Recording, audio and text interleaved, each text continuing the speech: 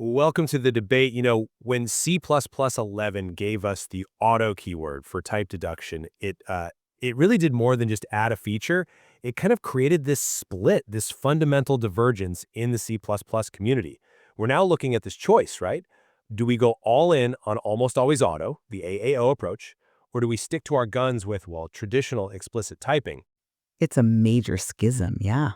And it really cuts to the heart of modern C++ development. It forces us to ask, who are we really writing code for?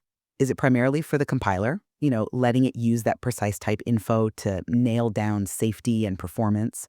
Or is it for the human developer, the person who's going to inherit this code 6 months, maybe a year down the line, and has to figure out what on earth is going on?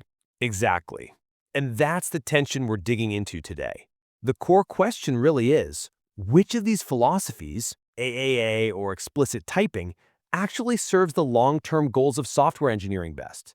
I'm talking about correctness, robustness, and maybe, crucially, the agility to refactor when declaring local variables.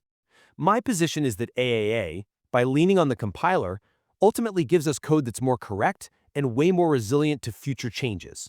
And I'll be arguing that immediate, unambiguous clarity, the kind you only get from explicit typing, well, that's the true foundation for long-term maintainability. That clarity reduces the cognitive load on developers, and that's how we actually fight off technical debt in the long run. Okay, well, I certainly respect the focus on the human element, the maintainability side. But I really believe that explicit typing, except in maybe some very specific situations we can discuss, often amounts to just unnecessary redundancy. And as we know, redundancy in code, well, that's often where the bugs hide. So my argument is that the AA philosophy leads towards correctness by default and robustness by default too. And it does that precisely because it makes the compiler figure out and verify the absolute best type for the job. I mean, just think about some really common and often costly errors that auto just eliminates right off the bat. First, the syntax itself guarantees initialization. It's syntactically impossible to declare an uninitialized variable using auto, period. That closes a huge, huge door on undefined behavior right there. But the real killer benefit, I think, is the precision. Because auto deduces the exact type from the initializer, it ensures you don't accidentally get these silent, often lossy, implicit conversions. Like, say, a function returns a really precise double from some complex calculation. If a developer comes along and explicitly writes float result equals function call, they might be silently chopping off precision. No warning, nothing. It's subtle, sure, but it's a real bug, and it happens. Auto just preserves the value exactly as intended. And maybe even more importantly for long-term health, if that function's return type changes later, say, from int to long, all your auto variables just adapt automatically. That means way less friction, less manual find and replace refactoring when APIs evolve.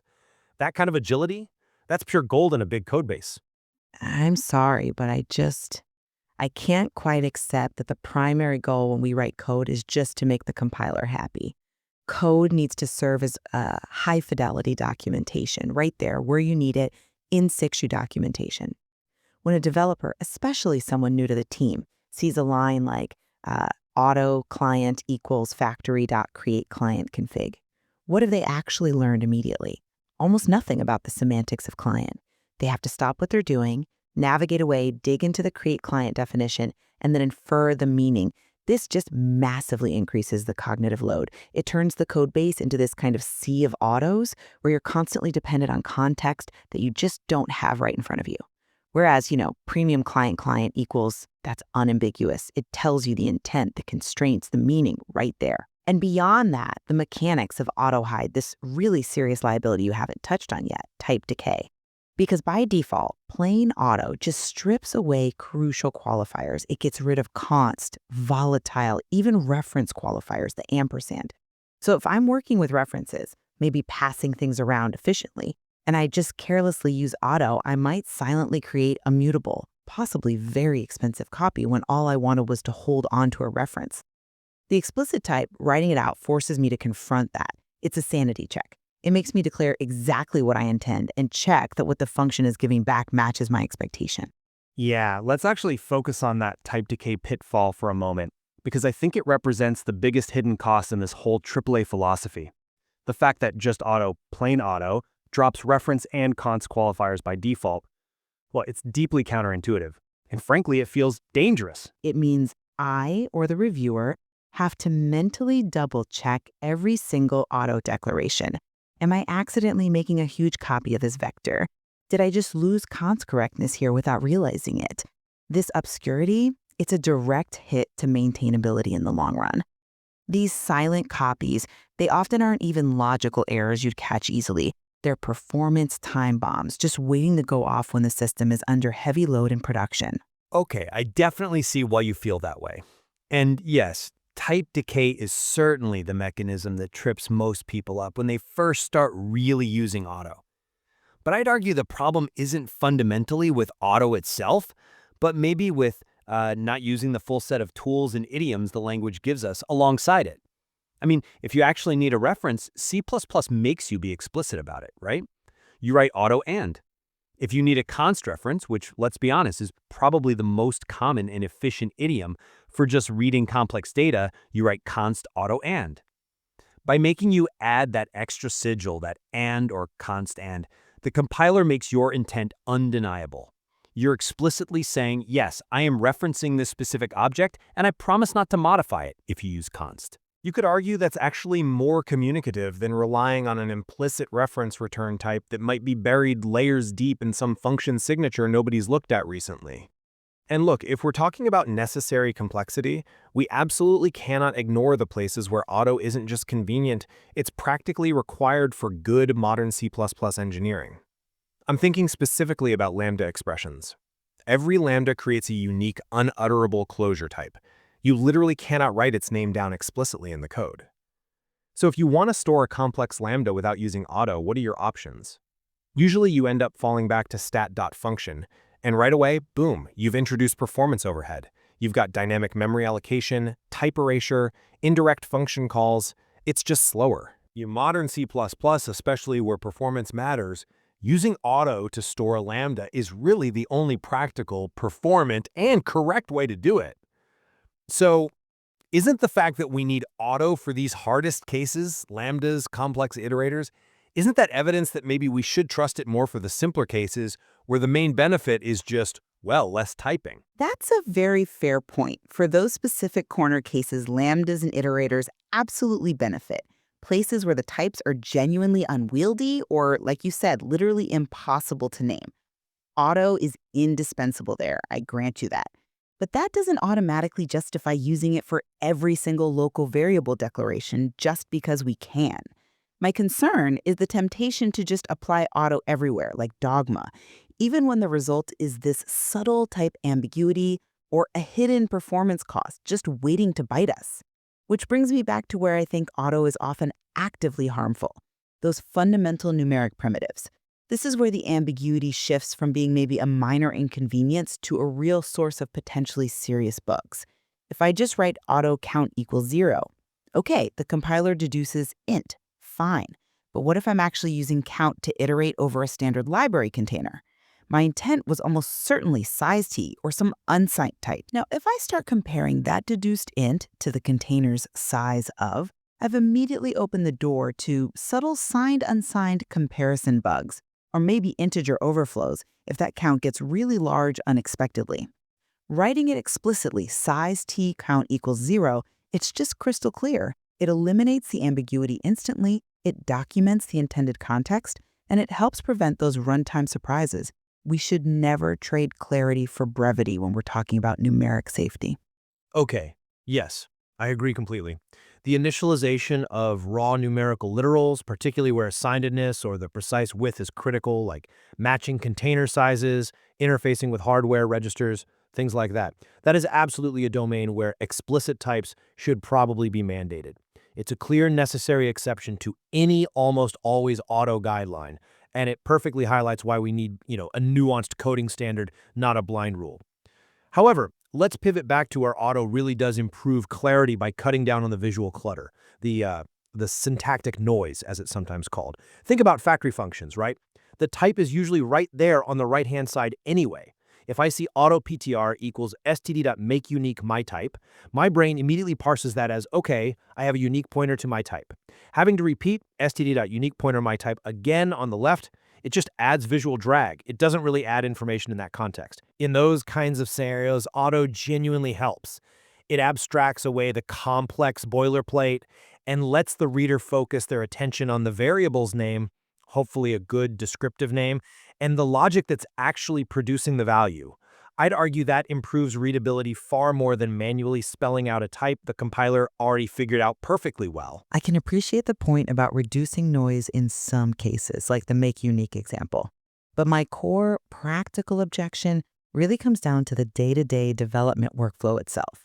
Relying so heavily, almost universally, on auto-creates creates this, well, unhealthy dependency on having a powerful IDE constantly running, providing those type on hover tooltips or inline type hints. The real problem surfaces during really critical stages like code reviews. When I'm looking at a pull request, often in a basic web interface or just using git diff on the command line, guess what? That deduced type information is just gone. It's not there. So now I, the reviewer, have to manually backtrack. I have to open the codebase, find the function definition, maybe trace it back further, all just to figure out the type. It completely breaks the flow of the review, massively increases my cognitive load. I'm spending my time hunting for type information instead of focusing on the actual logic changes. And that makes it so much easier to miss subtle type-related bugs.